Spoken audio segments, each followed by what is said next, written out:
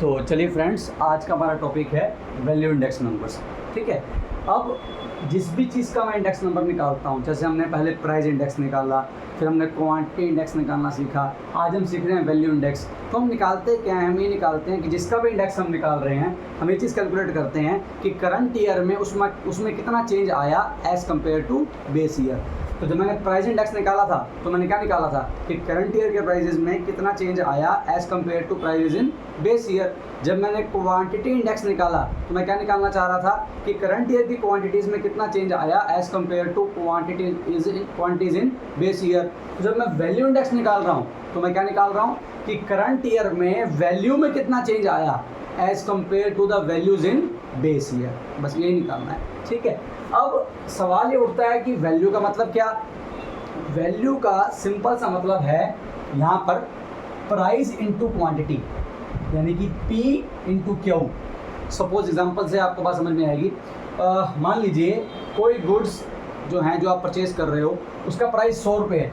कितना है? 100 रुपये है, और उसके आपने 20 यूनिट परचेज़ किए। कितने? 20।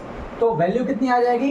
प्राइस इंटू क्वांटिटी, 100 इंटू 20 कितना हो गया? 2000। इसी को हम कहते हैं value.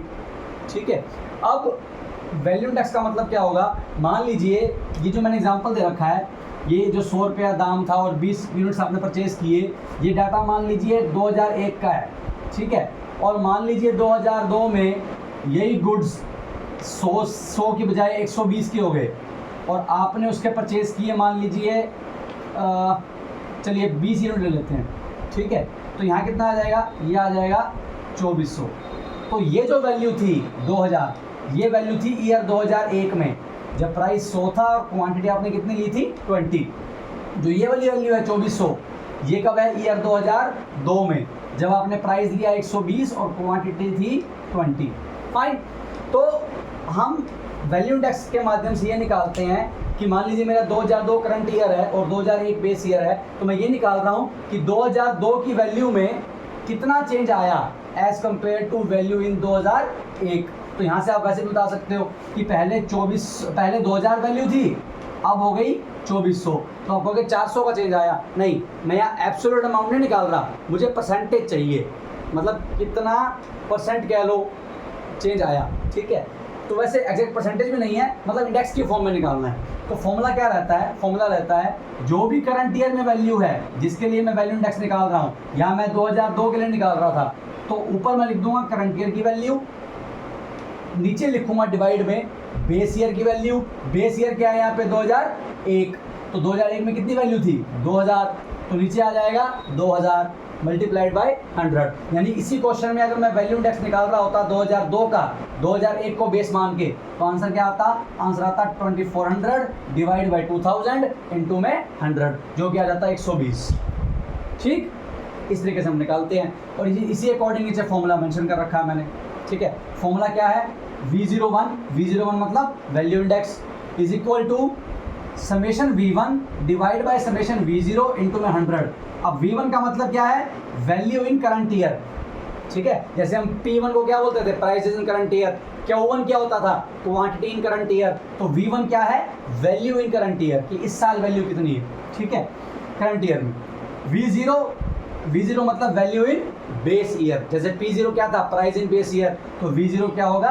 Value in base year. लेकिन उसका समेशन करना है, मतलब जितनी भी वैल्यूज बेस ईयर में आपके पास आई उसका टोटल, और ये समेशन V1 है, इसका मतलब जितनी भी वैल्यूज करंट ईयर में आई उसका टोटल। तो summation V1 divide by summation V0 into में 100। ठीक है, अब सवाल ये है कि समेशन V1 आप निकालोगे कैसे? यानी कि चलो समेशन तो आपको करना आता है, आप सिग्मा कर दोगे, V1 कैसे निकालोगे? V1 निकालने का सिंपल सा मतलब है वैल्यू इन ईयर 1, यानी कि करंट ईयर। तो जो करंट ईयर का प्राइस है, वैल्यू का मतलब क्या होता है? Price into quantity. तो जो करंट ईयर की वैल्यू है वो कैसे निकलेगी? करंट ईयर का प्राइस इनटू करंट ईयर की क्वांटिटी। ठीक है जी। और जो बेस ईयर में वैल्यू है वो कैसे निकलेगी? बेस ईयर का प्राइस इनटू में बेस ईयर की क्वांटिटी। तो जो ये फॉर्मूला है सिग्मा V1, तो V1 की वैल्यू क्या है? P1 into Q1। तो मैंने V1 की जगह लिख दिया P1 into Q1। Similarly V0 की वैल्यू क्या है, P0 इंटू Q0, तो यहाँ मैंने V0 की जगह लिख दिया P0 इंटू Q0, तो फॉर्मूला बन गया summation P1 Q1 divide by summation P0 Q0 into में 100। क्योंकि जब एग्जाम में क्वेश्चन आएगा तो आपको इस फॉर्म में नहीं दिया होगा, आपको डाटा प्राइस और क्वांटिटी के फॉर्म में दिया होगा, तो आपको पहले वैल्यू निकालनी पड़ेगी करंट ईयर की भी और बेस ईयर की भी। तो करंट ईयर की वैल्यू का फॉर्मूला क्या है, P1 इंटू Q1, ठीक है, और जो भी करंट ईयर की वैल्यूज आएंगी अलग अलग गुड्स की, उसका टोटल आप यहाँ लिख दोगे क्योंकि समेशन करना है। और नीचे बेस ईयर की वैल्यू P0 इंटू Q0, तो जो भी बेस ईयर की डिफरेंट गुड्स की वैल्यूज आएंगी उनका टोटल करके आप नीचे लिख दोगे समेशन P0 Q0 इंटू में 100, तो फॉर्मूला लगाओगे आपका आंसर आ जाएगा। ठीक है, ये तो होगी कंसेप्ट की बात। अब एग्जांपल देख लेते हैं। एग्जांपल आपके सामने है, 3 सालों का डाटा दे रखा है 1992, 1993, 1994। 1992 में अब यहाँ पर एक ही गुड है, ठीक है, तो हमें समेशन करने की नीड ही नहीं पड़ेगी, सीधा जो प्राइस को क्वांटिटी से मल्टीप्लाई करने पे आएगा वही इस ईयर की वैल्यू होगी। अगर यहाँ पे बहुत सारे गुड्स होते तो आपको अलग अलग गुड्स की वैल्यू को मल्टीप्लाई करना पड़ता, अलग अलग गुड्स के प्राइस को मल्टीप्लाई करना पड़ता क्वांटिटी से, फिर डिफरेंट ईयर की वैल्यूज निकालते टोटल होगा। चलो वो अलग चीज़ है, फिलहाल हम एग्जांपल देखते हैं। एग्जांपल क्या है, 1992 में प्राइस कितना है 25, क्वांटिटी कितनी है 40, तो आप 1992 की वैल्यू कैसे निकाल सकते हो, 1992 का प्राइस मल्टीप्लाइड बाय 1992 की क्वांटिटी, ये निकाल रखा है मैंने, ठीक है 1000। 1993 में भी दे रखा है प्राइस 30 है और क्वांटिटी कितनी है 50, तो 1993 की वैल्यू निकाल लो, 30 इंटू 50 कितना हो गया 1500। 1994 की वैल्यू भी निकाल सकते हो, प्राइस है 40, क्वांटिटी है 60, तो कितना हो गया 40 इंटू 60 कितना हो गया 2400। ठीक है, ये तो मुझे पता है। अब निकालना क्या है क्वेश्चन में, क्वेश्चन में 1992 को बेस ईयर मानना है और वैल्यू निकालनी है, वैल्यू इंडेक्स निकालना है, मतलब 1993 का और 1994 का 1992 को बेस मानते हुए, यानी कि मुझे 1993 को करंट ईयर मानना है और फिर इसको बेस ईयर मानते हुए 1992 को इसका वैल्यू इंडेक्स निकालना है, पहला काम। दूसरा काम फिर 1994 का निकालना है वैल्यू इंडेक्स और बेस किसको मानना है दोबारा से 1992 को ही। तो इसी एक के क्वेश्चन में 2 क्वेश्चन करने हैं, पहले 1993 का वैल्यू इंडेक्स निकालना है 1992 को बेस मान के, और फिर 1994 का इंडेक्स निकालना है अगेन 1992 को बेस मान के। ठीक है, तो करते हैं। अब आपको पता है जिस ईयर का वैल्यू इंडेक्स निकालता हूँ उस ईयर की वैल्यू को ऊपर लिखता हूँ, देखो समेशन V1 करंट ईयर की वैल्यू ऊपर divide by summation of base year values, और जिसको बेस ईयर मानता हूँ उसकी वैल्यूज का टोटल नीचे लिखता हूँ। ठीक है, इनटू में 100 ये करता हूँ। तो यहाँ पर मैं अगर 1993 का फर्स्ट पार्ट मेरा क्या है कि मुझे 1993 का निकालना है, तो 1993 की जब मैं वैल्यू इंडेक्स निकाल रहा हूँ, सॉरी ये 1993 का जब मैं वैल्यू इंडेक्स निकाल रहा हूँ और 1992 को बेस मान रहा हूँ, तो 1993 जो करंट ईयर है उसकी वैल्यू ऊपर आएगी, 1992 जो कि बेस ईयर है उसकी वैल्यू नीचे आ जाएगी, इनटू में 100 हो जाएगा। अब आपने ये 1993 की वैल्यू निकाली थी अभी 30 इंटू 50 करके, है ना, कितनी थी 1500, तो 1500 ऊपर आ जाएगा। नीचे 1992 की वैल्यू, क्योंकि 1992 हमारा बेस ईयर है, तो 1992 की वैल्यू निकाली हमने 25 इंटू 40, ठीक है जी 1000, वो नीचे आ जाएगा। तो 1500 डिवाइड बाय 1000 इंटू में 100 150।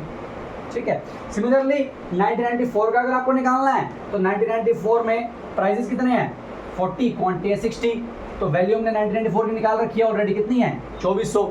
तो जिस ईयर का मैं वैल्यू इंडेक्स निकालता हूँ उसकी वैल्यू ऊपर, तो 1994 के जब मैं निकाल रहा हूँ तो 1994 की जो वैल्यू है कितनी है 2400, वो ऊपर आ जाएगी। और बेस किसको माना है 1992 को, तो 1992 की वैल्यू अगेन कितनी है 1000, वो मैंने नीचे ले ली, तो 2400 डिवाइड बाय 1000 इंटू में 100, ये आ जाएगा 240 240। इस तरीके से आप वैल्यू इंडेक्स निकाल सकते हो। हालांकि ये सिंगल कमोडिटी केस था इसलिए आपको समेशन वगैरह नहीं करना पड़ा, लेकिन अगर मल्टीपल कमोडिटी केस आता है तो आप समेशन भी कर सकते हो। मान लो 1992 में ही 2 प्राइस दिए होते और 2 गुड्स की क्वांटिटी दी होती, तो हम दोनों गुड्स के प्राइजेस को उनकी क्वांटिटी से मल्टीप्लाई करते, दोनों वैल्यूज आती उनको ऐड करते और वो टोटल वैल्यू हो जाती 1992 की।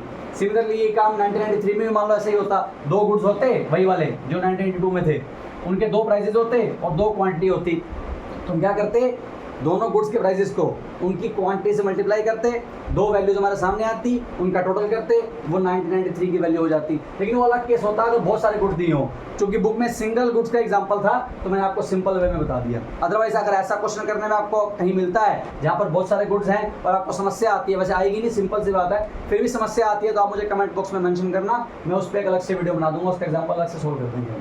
ठीक है, अदरवाइज तो ये सिंपल है आपके सामने।